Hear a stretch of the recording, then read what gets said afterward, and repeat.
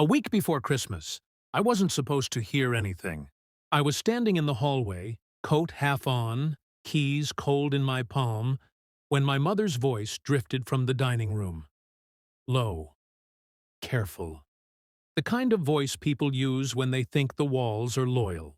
"Not at dinner," she said. "After dessert, when everyone's here." My name followed. Soft, casual, like a stain they planned to wipe away. I didn't move, didn't breathe. Someone laughed. My sister, sharp, excited. "And then what?" she asked. My uncle answered. "We tell him the truth. That he's been living here out of pity. That it's time to go." Silence. Then my father. Slow. Measured. He won't argue. He never does. I smiled before I realized I was smiling.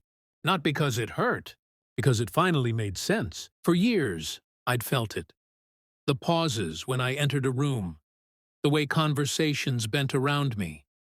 The way kindness always came with conditions I never remembered agreeing to. Christmas was just their stage.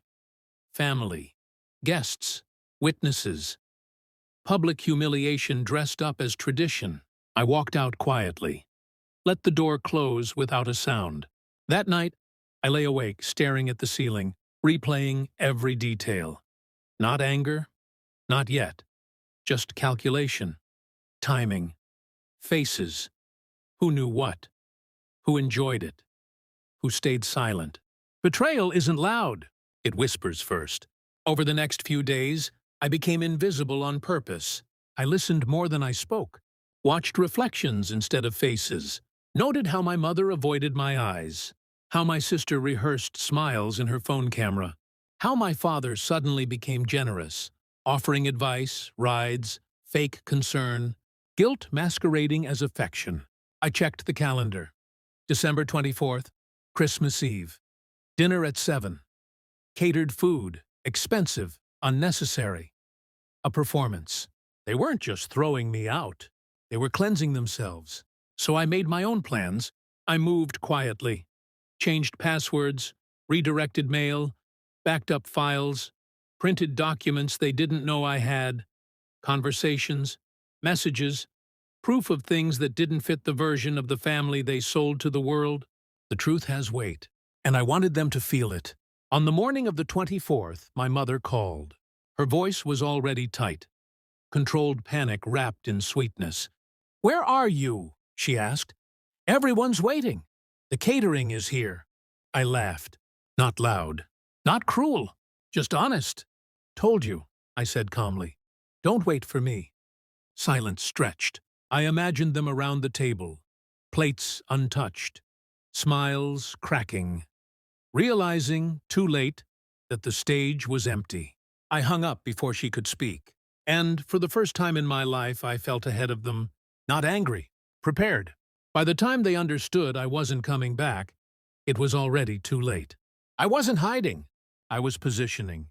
While they sat around that table, food cooling, fake concern turning into irritation, I was somewhere quiet, scrolling through messages they never thought I'd see. Old emails, group chats archived and forgotten. A shared note titled "After Christmas." They hadn't even bothered to rename it. My eviction. Outlined like a grocery list. What hurt wasn't the plan. It was how efficiently they agreed. No hesitation, no defense, just strategy. Who would speak first? Who would console me afterward? Who would explain it to the guests so they still looked like good people? That night I sent one message. To everyone. Family, friends, neighbors invited for dessert. A simple line. "I won't be at dinner, but you deserve to know why." Then I attached everything. Screenshots, voice notes, dates, their words, their jokes, their certainty that I was weak enough to accept it quietly. I turned my phone face down and waited. It didn't take long. Calls came in waves. Missed, ignored, then texts. My sister first. Rage disguised as confusion. "What is this? How could you do this to us?" Interesting choice of words. My mother followed. Long paragraphs. Damage control. She didn't deny anything. She just reframed it, claimed concern, claimed love, claimed I'd misunderstood cruelty as care. My father waited. He always did. When he finally called, his voice was stripped bare. No authority left. No plan B. "You embarrassed us," he said. I smiled again. "No," I replied. "I removed myself from the story you were telling about me." He went quiet. That silence was my gift. I didn't go back that night, or the next day, or ever. Instead, I watched the fallout from a distance. Guests leaving early, whispers replacing laughter, their perfect family image cracking in real time. Not because I screamed, but because I told the truth calmly. They lost something that night. Not me. Control. Weeks later, my mother tried one last time. A voicemail. Crying this time. Real, I think. "We never thought you'd fight back," she said. That was the point. I didn't fight. I stepped aside and let them face what they'd built.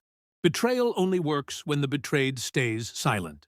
I changed my number, moved without forwarding an address, started a life where no one needed to be convinced of my worth. Sometimes I imagine them setting the table again, counting chairs, wondering where it all went wrong. They still think Christmas was when they lost me. They're wrong. That happened long before.